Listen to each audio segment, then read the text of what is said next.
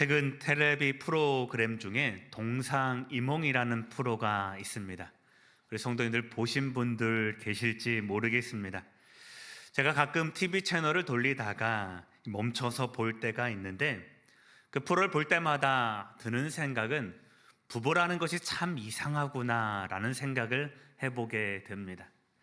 분명히 사랑해서 결혼했는데 또 사랑해서 같이 먹고 같이 잠자리에 들며 부부로 살아가는데 그 부부의 시간과 세월이 오래되니까 한 곳에 머물면서도 전혀 다른 생각으로 살아가고 있는 부부들을 만나게 됩니다. 오랫동안 함께 생활했으면 생각도 어느 정도 공유를 했을 것이고 삶의 경험들도 많이 비슷한 경험들을 하게 되고 자녀 또한 그렇게 겪게 되는데 이 프로에 나오는 부부들은 하나같이 돈에 관한 가치가 다르고 서로의 바라보는 눈이 다르고 부모에 대한 생각도 다르고 자녀 교육에 대한 가치관도 다른 것을 보게 됩니다. 이제 막 결혼한 부부가 아니라 어느 정도 성숙한 시간을 충분히 보낸 부부들의 모습이 그러한 것을 보게 됩니다. 최근에는 아이돌 가수 출신인 이지혜 님의 부부 생활을 좀 상담하는 것을 제가 잠깐 본 적이 있는데 부부의 삶을 살아가다가 이제 문제가 생겨서 상담받게 되는 그 과정을 제가 본 그 시간에는 방영을 하더라고요. 이 부부가 충격적인 일들을 겪게 됩니다. 자, 그러다가 상담을 받았는데 상담이 하시는 분이 이지혜 님한테 이렇게 말합니다. 당신은 남편을 자식 중에 하나로 여기고 있는 것 같습니다. 당신은 남편을 생각할 때 남편을 꼭두각시처럼 생각하며 살아가는 것을 제가 발견했습니다 라고 말합니다. 이 사람은 깜짝 놀랍니다. 나는 남편을 그렇게 대한 적이 없는데 라며 생각을 했는데 화면을 한 군데 한 군데 비춰주면서 어떻게 남편이 꼭두각시처럼 여기면서 살아간지를 보여줍니다. 또 남편의 삶을 관찰해서 남편에게 이렇게 이야기를 합니다. 당신은 아내에게 모든 것을 다 묻어가려고 하는군요 라는 결론이 나옵니다. 경제적으로나 가정을 살피거나 하는 모든 것들이 속마음과는 다르게 다른 의지와 다른 사람처럼 마치 아내의 큰아들 역할을 하면서 살아가는 남편의 모습을 공개하게 되었습니다. 가정의 방관자처럼 살아가는 남편의 모습이었습니다. 여러분, 동상이몽이라는 뜻이 무엇입니까? 한문으로는 같을동자에 침상 상자를 씁니다. 같은 자리에서 잠은 자지만 서로 다른 꿈을 꾼다라는 이야기죠. 그러니까 같은 생각을 하고 부부가 되었지만 전혀 다른 삶의 목표와 가치관을 살아가기에 이 갈등이 일어나게 되는 상황을 동상이몽이라는 말로 표현을 하고 있습니다. 그래도 이 부부는 어느 정도 솔루션이 가능했는데 제가 다른 부부들 몇 번 살펴보니 그 부부들은 전혀 개선할 여지가 없을 정도로 서로를 포기하며 살아가는, 그냥 자식 때문에 살아가지라고 하며 서로의 관계에 대해서 개선점을 발견하지 못하는 가정들도 만나게 됩니다. 자, 그런데 이런 프로를 보다가 문득 그런 생각을 해보게 됩니다. 부부만은 아닐 거다. 우리 삶을 살아가다 보면 동상이몽의 자리가 너무나도 많지요. 가정에서는 어떻게 해요? 부모와 자녀 간의 생각이 그렇습니다. 형제들 간의 생각도 그렇게 달리 이루어지고요. 직장에서의 삶도 마찬가지이며 우리가 예수 그리스도라는 머리를 두고 한 몸이 되었다는 교회 지체들 안에서도 동상이몽과 같은 이 갈등의 상황이 얼마나 많이 일어나는지 모르겠습니다. 서로 간에 다른 밑바탕이 있으면 그럴 수도 있겠지만 공동의 목표를 가지고 살아가는 우리 각 공동체들마다 그렇게 살아가니 궁극적으로는 하나님의 가장 선한 목표를 이루어 갈 수 없고 갈등만 그 안에 존재하게 되는 겁니다. 우리 교회는 좀 다를까요? 크게 다르지 않습니다. 같은 교회를 다니고 한 성령을 믿고 같은 그리스도를 고백하면서도 우리는 다른 신앙의 목표를 가지고 살아갑니다. 그래서 갈등도 많이 일어납니다. 그래서 올 한 해 첫 예배를 드리면서 2025년도 교회는 어떤 목표를 가지고 어떤 방향성을 가지고 우리가 살아가야 될지, 어떤 은혜 가운데에 함께 같은 목표를 어떻게 품어갈지를 함께 나누고, 동상이몽이 아닌 한 꿈을 꾸는 하나님의 공동체가 되기를 바라는 마음으로 오늘 말씀을 함께 나누려고 합니다. 오늘 말씀 제목이 주보에 나와 있는데요, 우리 올 한 해 표어이기도 합니다. 우리 말씀 제목을 같이 읽어보도록 하겠습니다. 함께 있습니다. 말씀이 삶으로, 삶은 예배로. 저는 평생 목표를 건강한 교회, 행복한 교인이라는 목표를 가지고 우리 교회는 목회를 할 겁니다. 자, 그런데 건강한 교회와 행복한 교인을 되기 위해서 어떤 해는 그 해에 맞는 합당한 목표를 좀 구체적으로 세워보려고 합니다. 그래서 여러분도 우리 남강교회가 저와 함께 목회를 하는 모든 시간에는 우리 교회의 전체적인 방향성은 건강한 교회가 되는 것이고 행복한 교인으로 살아가는 것이 여러분 신앙의 목표로 함께 잡아주었으면 좋겠습니다. 그 목표를 위해서 올해는 말씀이 삶으로, 삶은 예배로 라는 이 작은 주제를 가지고 어떻게 하면 우리가 올 한 해 한 목표를 가지고 살아갈 수 있을지를 서로 간에 고민해 주셨으면 좋겠습니다. 그리고 이 말씀을 구체적으로 이루어 나가기 위해서, 이 목표를 구체적으로 이루어 나가기 위해서 이 삶의 근거가 되는 말씀도 함께 공유해 보고자 합니다. 로마서 12장 1절과 2절인데요. 우리 이 말씀을 다시 한번 읽어보도록 하겠습니다. 함께 있습니다.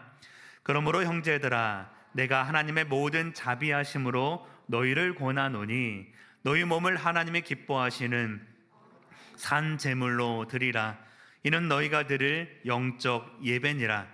너희는 이 세대를 본받지 말고 오직 마음을 새롭게 함으로 변화를 받아 하나님의 선하시고 기뻐하시고 온전하신 뜻이 무엇인지 분별하도록 하라. 아멘. 바울은 로마서 1장에서 11장까지 길게 하나님의 의에 대해서 설명합니다.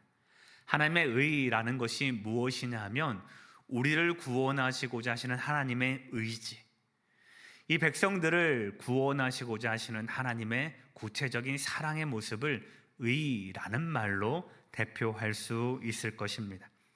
특별히 로마서 8장을 지나면서는요, 바울은 이 하나님의 의를 통하여서 구원받는 자가 어떤 확신 가운데 살아가야 하는지, 이 구원으로 인한 기쁨이 무엇인지 이 말씀을 듣는 모든 성도들의 가슴이 뜨거워지도록 그렇게 열정적으로 선언합니다. 이렇게 답니다. 나는 확신합니다. 사망이나 생명이나 천사들이나 권세자들일지라도 우리를 우리 주 예수 그리스도 안에서 끊을 수 없습니다 하며 우리를 붙잡고 있는 이 하나님의 의가 얼마나 강한지를 선언합니다. 그런 후에 바울이 12장 1절과 같이 설명하기 시작하는 겁니다. 그러므로 형제들아, 내가 하나님의 모든 자비하심으로 너희들을 권면합니다 라고 하며 교회가 어떤 믿음의 집을 지어갈지를 설명해 가고 있는 거죠. 성도들, 믿음의 집을 짓는다고 한번 생각을 해보시면 쉽겠습니다. 바울은 믿음이다라는 집을 지을 때 1장부터 11장까지는 지금 뭘 한 거냐 하면 이 집을 지을 기초의 터전을 다진 겁니다.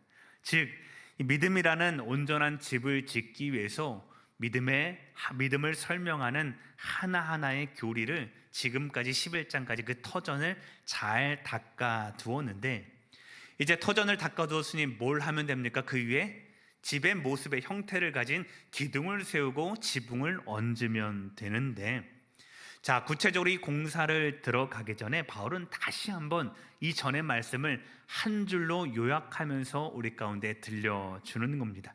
이 집의 기초가 무엇이냐? 그것은 하나님의 자비하심입니다 라고 하며 12장 1절을 그렇게 시작하는 것입니다. 이렇게 되는 거죠. 성도들이여, 제발 이 집의 기초를 기억하십시오. 믿음의 기초를 잃어버리면 안 됩니다. 오직 하나님의 자비하심, 오직 하나님의 은혜만이 우리 믿음의 기초가 되는 것이니 기억하고 또 기억하십시오. 여러분, 이렇게 12장 1절을 시작하고 있는 겁니다. 여기서 하나님의 자비하심을 우리는 하나님의 은혜라고 읽을 수 있습니다. 그리고 이 하나님의 은혜가 오늘 우리들의 믿음, 오늘 우리들의 삶의 변화의 근거가 되는 겁니다. 여러분, 우리는 스스로 많이 변화하고자 노력합니다. 새해가 되고 새로운 달이 시작하고 나에게 의미 있는 어떤 시간이 주어지면 우리는 이전과는 다른 삶으로 변해봐야지. 우리 이전엔 미숙한 삶을 살았다면 나는 이제는 성숙한 삶을 살아야지 라고 하며 우리는 어떤 변화의 계기를 시간에 맞추어서 출발하려고 노력합니다. 그럼 변해지던가요? 물론 변해지겠죠. 그러나 그것은 하나님의 의도하신 변화가 아니라 우리는 점점 세상의 가치에 따라 합리적으로 변할 것입니다. 그렇게 변하면 변할수록 어쩌면 우리는 대부분 하나님과는 멀어지는 변화의 삶을 살아가게 될 것입니다. 하나님의 은혜에 기초하지 않는 변화가 그렇다라는 것이죠. 그렇기 때문에 바울은 교회에 권면하는 것입니다. 이제 믿음의 집을 쌓아가야 될 텐데 지금까지 잘 다져놓은 이 은혜의 기초 위에 여러분의 집을 함께 만들어 가십시오. 제발 다른 것을 기초로 하지 말고 오직 은혜 위에 우리의 믿음을 더욱더 견고히 세워 가십시오라고 하며 바울이 선언하고 있다라는 것입니다. 사랑하는 성도님들, 올 한 해 이 은혜 위에 함께 집을 지어 가기를 소망합니다. 하나님의 은혜가 아니고는 우리의 삶에 변화되는 근거가 마련되지 않습니다. 하나님이 우리의 생각을 바꾸시고 하나님이 우리의 삶을 바꾸시지 않는다면 우리는 혹 변할지라도 그것은 세상의 가치에 따라가는 세상 사람들이 되어가는 변화라는 것을 여러분 분명히 기억하시고, 우리가 변해야 될 이 모든 변화의 기초는 오직 하나님의 은혜 이 하나라는 것을 함께 생각할 수 있는 2025년도가 되기를 소망합니다. 하나님은 우리 신앙생활을 이 두 가지씩 짝을 지어 두었다라는 것 제가 발견을 하게 되었는데요. 마치 바늘과 실처럼 하나가 따라가면 다른 하나도 따라오는 겁니다. 구원과 삶이 그렇고요, 진리와 순종이 그렇고요, 은혜와 믿음이라는 것이 그렇습니다. 여러분, 한번 대답을 해 보십시오. 여러분은 구원 받으셨습니까? 그러면 그에 합당한 삶을 살아가셔야 됩니다. 여러분은 하나님의 진리의 말씀을 신뢰하십니까? 그러면 그 말씀이 여러분 삶에서 성숙해져야 되는 겁니다. 여러분은 은혜 받은 자입니까? 그러면 그 은혜에 따른 믿음의 확신을 가지고 계셔야 되는 겁니다.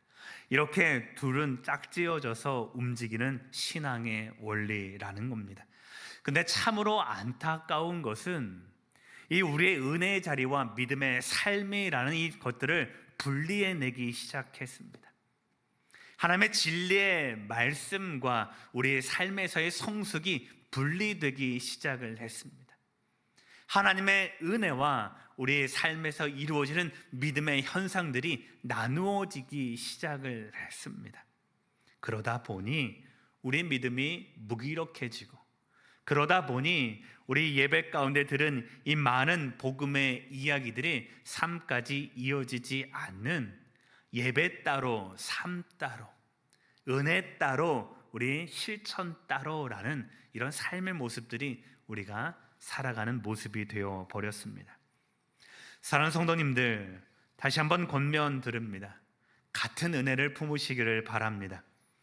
오직 하나님의 은혜가 우리 믿음의 뿌리요, 우리 삶의 변화의 근거가 된다라는 것을 다시 한번 고백하며 이 한 해를 출발할 수 있는 우리 모두가 되기를 소망합니다. 그것이 견고해질 때에 우리의 믿음이 온전해지는 것입니다. 그것이 견고하고 흔들리지 않을 때에 우리 영혼이 흔들리는 세상 가운데 안전하게 될 것입니다.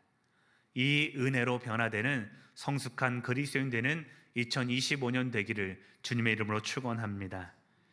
자, 이렇게 같은 은혜 위에 우리는 변화되는 삶을 맞이하여 된다라고 했다면, 이 구체적인 믿음의 변화의 모습은 뭐냐면, 첫 번째는 말씀에 따른 변화가 있어야 된다라는 것이 바울이 권면하는 첫 번째 권면입니다. 12장 1절의 말씀을 다시 읽어보도록 하겠습니다. 그러므로 형제들아, 내가 하나님의 모든 자비하심으로 너희를 권하노니 너희 몸을 하나님이 기뻐하시는 거룩한 산 제물로 드리라. 이는 너희가 드릴 영적 예배니라. 아멘. 하나님은 이 은혜라는 이 믿음의 기초 위에 하나의 기둥들을 세워 나아가는 일을 권면하는데, 첫 번째가 뭐냐면 너희 몸을 거룩한 산 제물로 드리라라는 것입니다.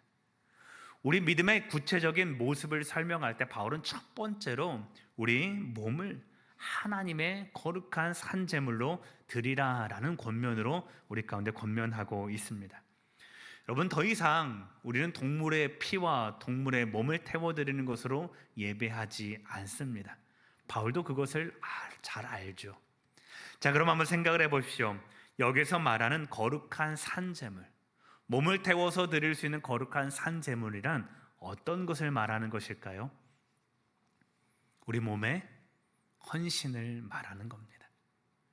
하나님 앞에 하나님의 말씀을 따른 우리 몸의 헌신, 전인격적인 헌신을 바울은 그렇게 표현하는 겁니다. 그러니까 이 말씀은 하나님께 드리는 예배가 단지 예배 공간 안에서의 의식적인 행동으로 끝나는 것이 아니라 우리 몸이 살아가는 구체적인 삶의 자리에서의 거룩한 예배의 가치를 가지고 살아갈 수 있도록, 여기서 드리는 예배의 중심이 우리 모든 삶의 자리에까지 확산이 되도록 우리 몸의 헌신을 요구하는 것입니다.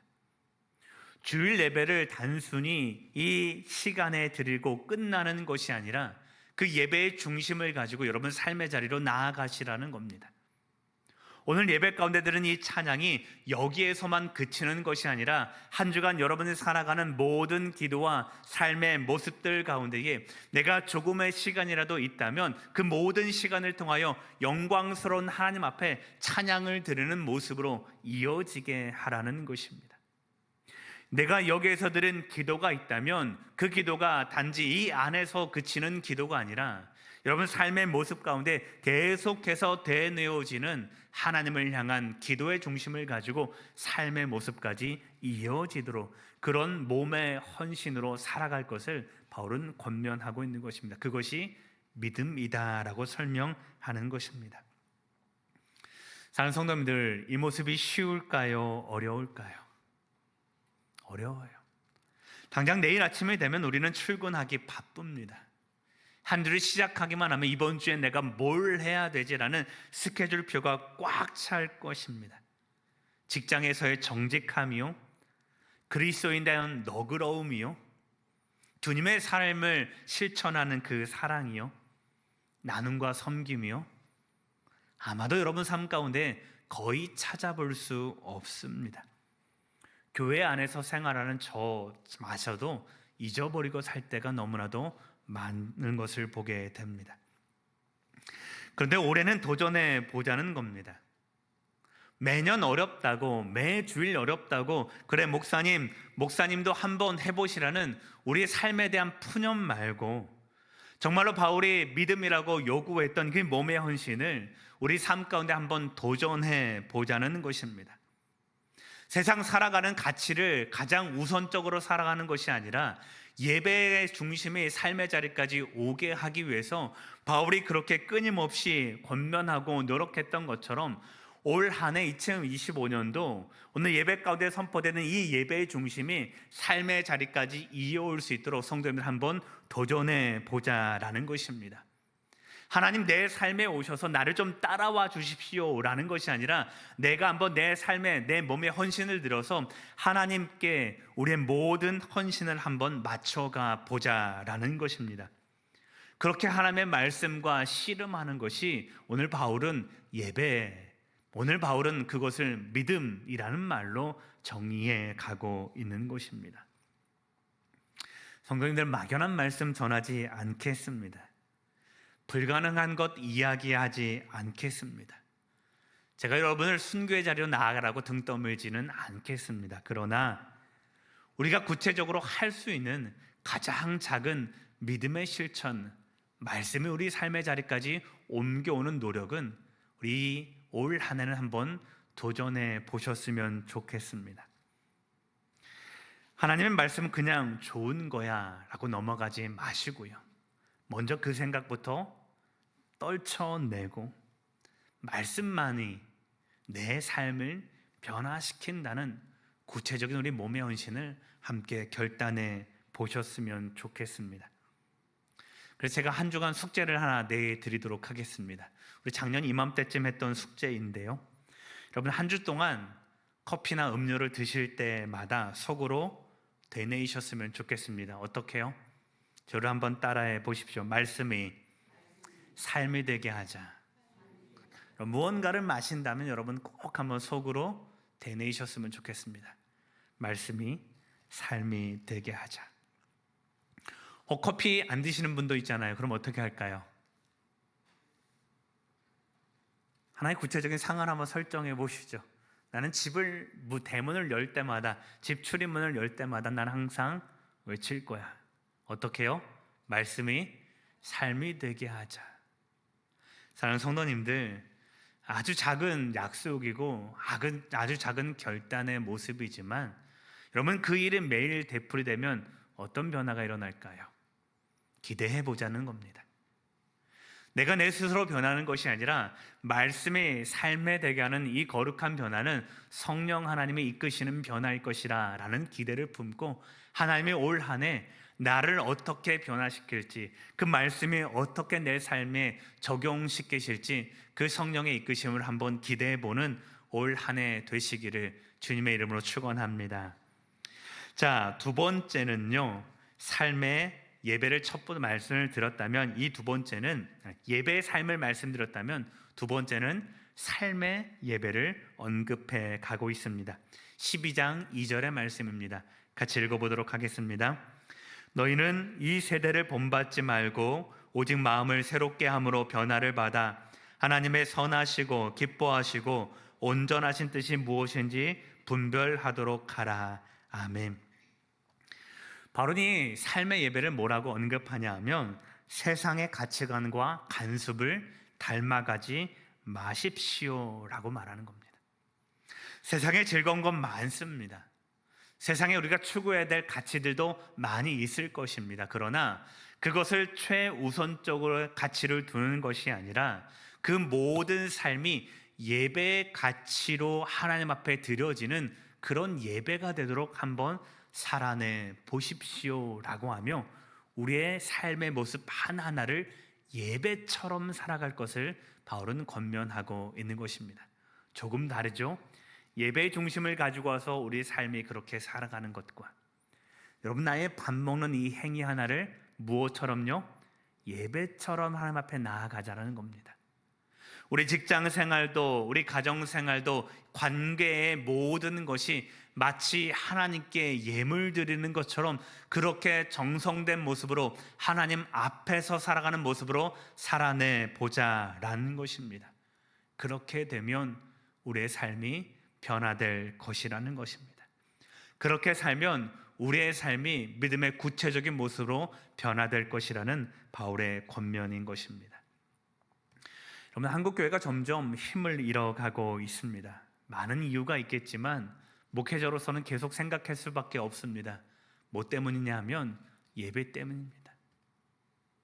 우리 삶이 예배가 되고자 하는 많은 이슈들은 있었지만 그것을 실제적으로 실천해 보지 않았기 때문에 예배와 삶이 분리되고 삶이 예배로 드려지는 모습이 없기 때문에 더 구체적으로 표현해 보면 예배 따로, 삶 따로의 모습이 되었기 때문에 우리 기독교의 모든 힘과 역량들은 점점 사라져 가고 있는 것입니다.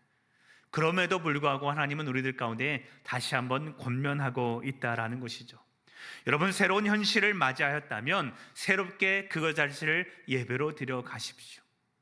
여러분, 새로운 한 해가 되었다면 그 한 해를 다시 한번 하나님께 예배의 모습으로 결단해 가십시오라는 권면이 우리들 가운데 주어지고 있다라는 것이죠.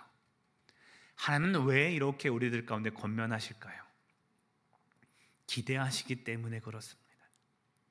우리가 우리의 모습을 포기했을지라도 하나님은 우리의 삶을 포기하지 않으셨기에, 우리가 이미 예배와 삶이 분리된 모습을 결단하셨을지라도 하나님은 그러지 않기를 기대하고 또 소망하시기에 계속해서 우리들 가운데에 너희들의 삶을 예배가 되게 하라고 계속해서 권면해 주고 계시는 것입니다.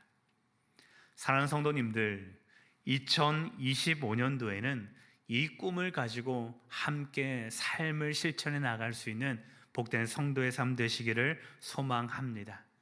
그리하여 여러분들이 하나님의 자랑이 되었으면 좋겠습니다. 아브라함처럼, 다윗처럼, 바울처럼 여러분의 삶이 순전한 예배자의 삶이 되어서 하나님 기뻐하시고, 하나님이 저 한 사람 봐라, 저가 바로 믿음의 사람이다 라고 자랑할 수 있는 삶을 예배로 드릴 수 있는 은혜의 삶을 살아갈 수 있기를 주님의 이름으로 축원합니다.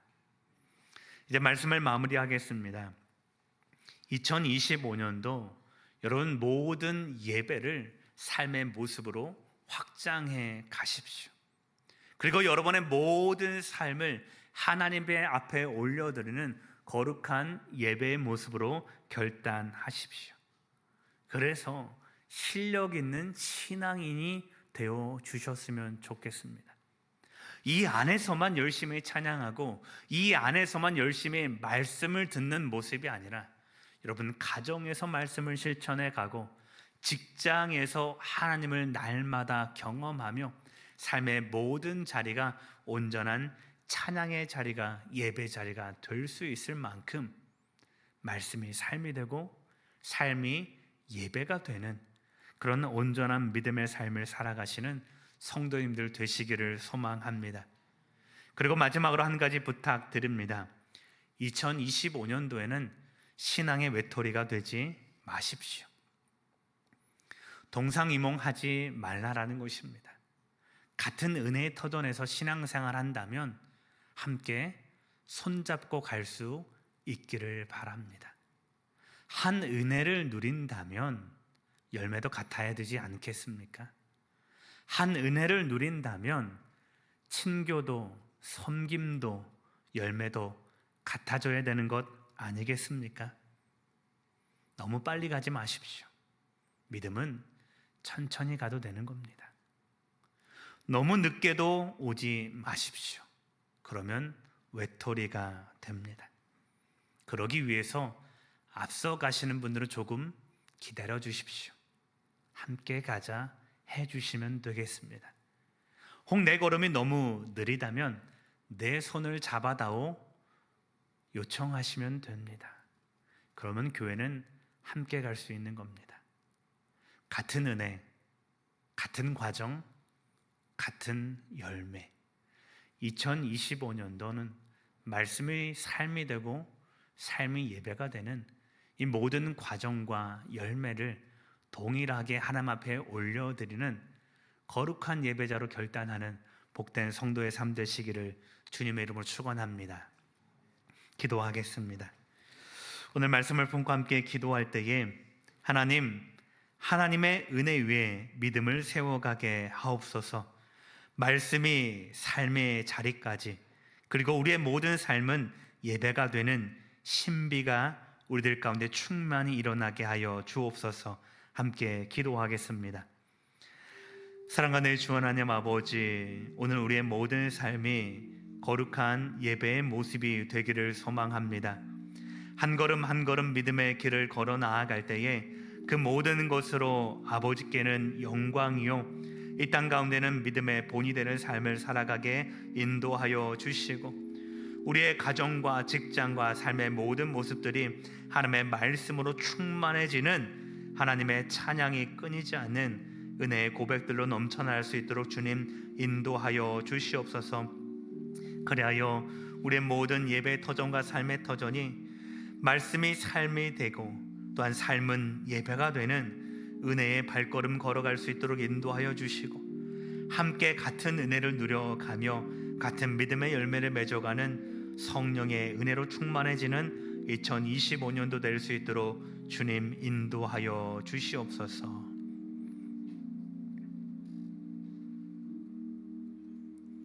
사랑과 내 주 하나님 아버지, 우리의 모든 삶이 하나님의 은혜의 터전 위에 결단되기를 소망합니다.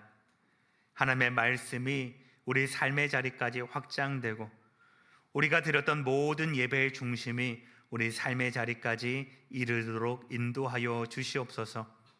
그리하여 우리의 삶은 예배가 되게 하시고 우리의 걸음은 찬양이 되게 하시며, 우리가 나누는 모든 섬김은 아버지를 향한 거룩한 몸의 제사가 되어서 하나님의 뜻을 온전히 이루어가는 복된 성도의 삶 살아갈 수 있도록 인도하여 주시옵소서. 감사하며 축복하며 존귀하신 예수님 이름으로 기도드립니다. 아멘.